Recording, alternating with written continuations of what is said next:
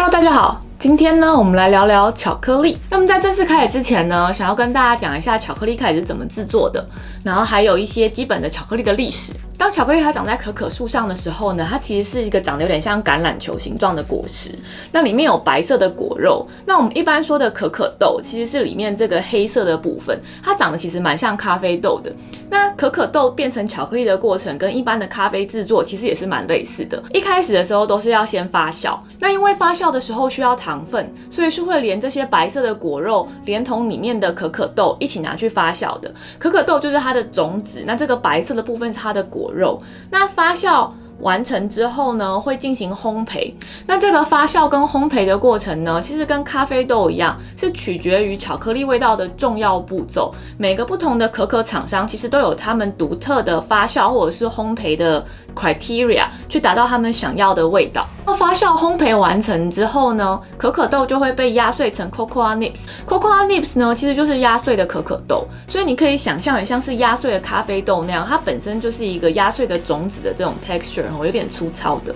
如果我们把 cocoa nibs 一直不断的反复研磨，那它里面这些固态物质就变得很小粒很小粒，像是变成米浆那样，那它就会变成 cocoa liquor 或者称为可可浆。这个可可浆其实就跟我们一般知道的融化的巧克力其实是一样的东西了，所以有些人又称作这种 cocoa liquor 可可浆为 natural cocoa。如果你买到的巧克力呢，如果它称为自己为 natural cocoa， 或者是它的材料 ingredient 只有 cocoa bean 一种东西的话，那就代表它就是一个纯天然的巧克力，到这个阶段而已，只是把可可豆磨细而已，没有经过任何其他的加工，算是品质最好的巧克力之一。那么这个 natural cocoa 或者该说 100% 天然巧克力又是怎么变成我们知道的牛奶巧克力、谷甜巧克力等等的呢？虽然有一点突然，但在讲这些之前，我们必须先介绍一下巧克力的历史。一开始的巧克力呢，其实是南美洲原住民的饮料嘛，玛雅那边的饮料。那根据欧洲人的观察描述，他们当时就是把可可豆磨碎了直接喝，加一点香料这样子，所以看起来就是勾勾的，有点像芝麻糊烂烂的。那他们当时描述呢，看起来像是猪食，而不是给人类吃的食物。那么后来欧洲人开始爱上可可的味道，当时的可可还是作为一个饮料使用嘛，他们就有点觉得说这个可可太浓稠了，希望像是茶或是咖啡一样，是一个比较好消化的状况，不要那么的浓郁。所以当时有一个阿姆斯特丹的商人，他发明了一种称为荷兰法的分离方法。荷兰法呢，就是把可可浆 cocoa liquor 分离成 cocoa butter 可可脂，还有 cocoa powder 可可粉。那么这个可可粉呢，就跟我们现代人喝的可可粉其实是非常类似的，原则上它就是纯粹拿来冲泡饮料的产物。那么因为当时可可主要的目的是作为饮料使用，所以一开始的这个 cocoa butter 是弃之不用的，它完全是一个副产物。但是当它发明了这个荷兰法之后呢，大家就发现原来我们可以用这两个 cocoa butter 跟 cocoa powder 调制出各种不同的巧克力。那么到底什么是 cocoa butter， 什么是 cocoa powder？首先呢，可可豆几乎全部的营养都是集中在可可粉里面的，包含了咖啡因，还有很多人说会让狗中毒的可可碱、香氛物质、抗氧化物、糖分、蛋白质、各种矿物质，其实都是集中在这个可可粉里面的。可可脂呢，只是可可豆本身多余的油脂，可是它本身其实是有一个很香的味道的，就是可可的香味。那么因为我们在做分离程序的时候，其实很难100%的提炼出纯的油脂，所以一般的可可脂里面还是含有咖啡因跟可可碱的，请不要喂狗吃可可脂。那么为什么说分离了可可脂跟可可粉之后，我们才可以创造各种不同的巧克力呢？以下这个表格来自 Wikipedia， 我们可以发现，我们一般说的牛奶巧克力、白巧克力其实是可可脂含量高，但是一般的可可粉含量较低的。因为纯粹的黑巧克力，比方说 70%、80% 的黑巧克力，它的可可粉的成分就越来越高。其实可可主要的香味物质都集中在可可粉里面，所以这就是为什么黑巧克力有比较香的可可味。那么白巧克力呢，因为它不含有任何的可可粉，所以它的颜色是白色的。那它主要的香味呢，也比较接近奶香，只有淡淡的可可味。那么因为近年的可可脂呢，有越来越多的应用，很多厂商呢会把可可脂拿来发展成做擦身体的乳液啦、化妆品啦，所以可可脂的价钱越来越高。这也就是为什么现在开始很多廉价的巧克力里面其实是不含可可脂的，他们会用棕榈油作为替代。巧克力最美味的部分呢，就是它入口即化那个口感，咬下去的时候是脆的，但是含进嘴里会化掉。这其实主要的功劳就是来自于可可脂。可可脂的熔点大概只有34到38°C， 所以其实是人体的体温就可以轻松融化的油脂。那因为人的舌头是没有办法尝到太大的分子的，所以可以让食物在口中融化成小分子，其实是我们可以品尝到味道的关键步骤。这也是为什么真正的巧克力你会觉得入口即化，非常好吃，但是那些廉价的巧克力，因为用棕榈油替代了可可脂，所以当你吃进去的时候，它是不会融化的，所以你也没有办法感受到巧克力的味道。那除了本身可可脂的含量减少，通常这些廉价的巧克力也会尽可能的减少可可粉的含量，所以这样廉价的巧克力通常味道不香，口感不好。那么其实如果你不做烘焙的话呢，其实你听到这边就可以了。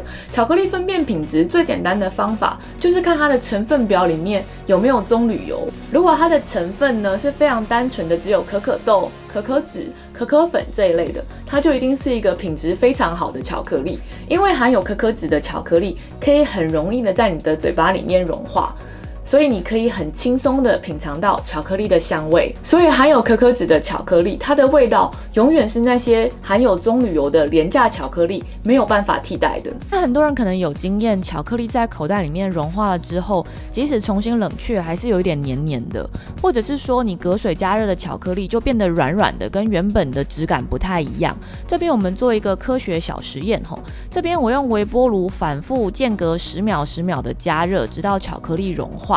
然后呢，用汤匙抹在保鲜膜上面。接下来我放入一块市售未融化的巧克力，然后一样抹在保鲜膜上，然后重新融化，再抹一笔，然后一样放入未融化的市售巧克力，再抹一笔。那这边呢，我还用汤匙做一点小造型，通常我会用挤花袋啦，在这边简单，我们用汤匙做一下。那么等到这些巧克力都冷却之后，我们把它全部剥下来后，可以看到第2个跟第4个有加入市售未融巧克力的，它明显比较亮，另外2个就没有什么光泽。这个比较亮的呢，如果你剥开会有很清脆的声音，相反的这种比较暗的，它就不是很容易拿起来，非常的软，断的时候也没有那个清脆的感觉。再看一次，亮的断起来是非常的清脆。如果我们从侧面看的话，可以看到左边这个比较暗的就是比较软，右边这个一下就断掉了。